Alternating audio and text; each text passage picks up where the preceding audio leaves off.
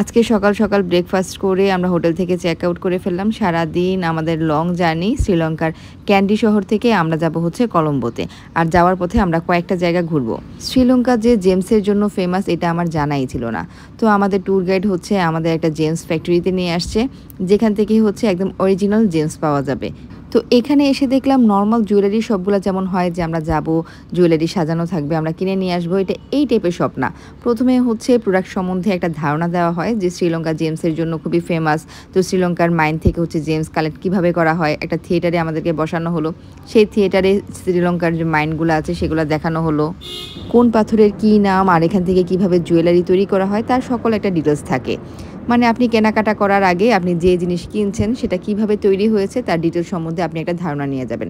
মানে তাদের marketing পলিসিটা just অসাধারণ। আর এটা যদি আপনি কেনাকাটা নাও করেন তাও কিন্তু আপনি দেখতে পাবেন এটার জন্য আলাদা কোনো পে করতে হবে না।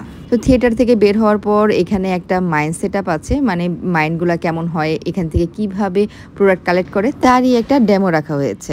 এত কিছু দেখানোর পর ফাইনালি হচ্ছে আমরা এখন পাথর দেখতে চলে আসলাম, যে রিয়েল পাথর কোনটা দেখতে আসলে কেমন, মানে মাইনের ভিতরে কেমন করে থাকে হচ্ছে এই পাথরগুলা, তো মাটির কোন স্তরের মধ্যে হচ্ছে এই পাথরগুলা পাওয়া যায় সবই হচ্ছে ডিটেলসে ওনারা বলে দিচ্ছিলেন।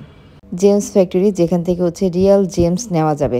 তো জেমস কিভাবে কালেক্ট করা হয় মাইন্ড থেকে তাই হচ্ছে প্রথমে থিয়েটারে দেখানো হলো, মাটির যে কতগুলো স্তর আছে সেগুলো দেখানো হলো। আর ওয়ার্ল্ডের মধ্যে সবচেয়ে বড় যে মাইনগুলো আছে ওনাদের ভাষ্য মতো এগুলো হচ্ছে দুইটাই শ্রীলঙ্কাতে। শ্রীলঙ্কার মাইনে হচ্ছে কোনো ডায়মন্ড পাওয়া যায় না, রুবি, পান্না এই জাতীয় যে জেমসগুলো আছে এগুলো পাওয়া যায়। তো বিভিন্ন জেমসের হচ্ছে বিবরণ দিচ্ছিলেন উনি। এই জেমস ফ্যাক্টরি ভিজিট করতে কোনো ধরনের এন্ট্রি ফি লাগে না, তবে এই যে এতক্ষণ ধরে তারা লেকচার দিচ্ছে এগুলো তো ফ্রি দিচ্ছে না, আপনি যেন জেমস কিনে নিয়ে যান এটার জন্য দিচ্ছে। তো এত কিছু আপনাকে ফ্রি দেওয়া হচ্ছে, এবার বুঝেন এখানে জেমসের প্রাইস কেমন হবে। অনেকেই দেখবেন হাতের মধ্যে হচ্ছে রাশির সাথে মিলিয়ে কোনো ধরনের পাথর পরে, এই সেই অরিজিনাল পাথর, এখানে গেলেই আপনারা সেই অরিজিনাল পাথরটা পেয়ে যাবেন।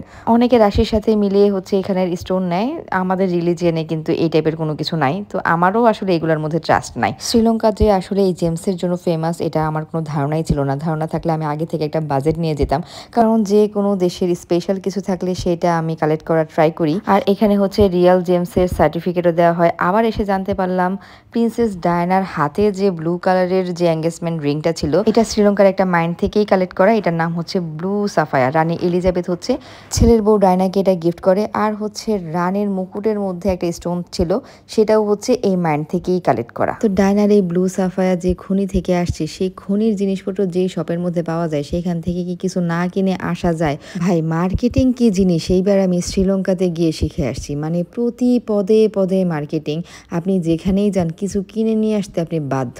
আর এরকম মার্কেটিং হলে এই লোভ কি আর সামলানো যায়? তো আমি ভাবলাম দেখি হালকা পাতলা কিছু নিয়ে যেতে পারি কিনা। তো আমাকে প্রথম যে রিংটা দেখানো হলো এই রিংটার প্রাইস হচ্ছে $1300, যেটা কিনার বাজেট আমার মোটেও নাই। তবে আমার মন খারাপ হচ্ছিল যে এখান থেকে কোনো কিছু না কিনে বের হবো। দেখেন আমার চেহারার মধ্যে অলরেডি মন খারাপের ছাপ পড়ে গেছে।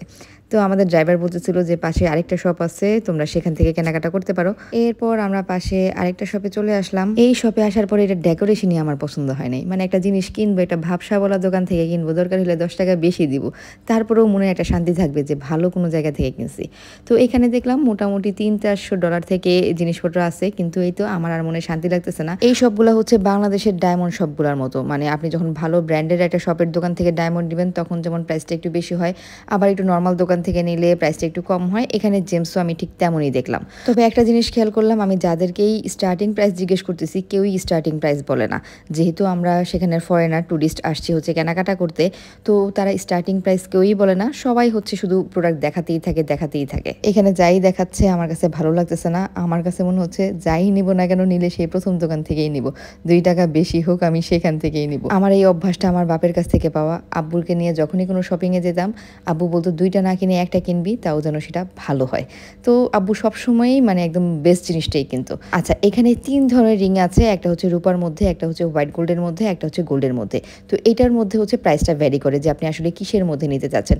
মোটামুটি আমার কাছে যেটা মনে হলো যে $200-250 থেকে স্টার্ট হয় যদি রূপার মধ্যে থেকে। হোয়াইট গোল্ডের মধ্যে নিলে মোটামুটি $1000 উপরে। আর তার উপর তো আবার স্টোনের উপরেও প্রাইস ভ্যারি করে, ছোট স্টোন নিলে কম প্রাইস, বড় স্টোন নিলে বেশি প্রাইস।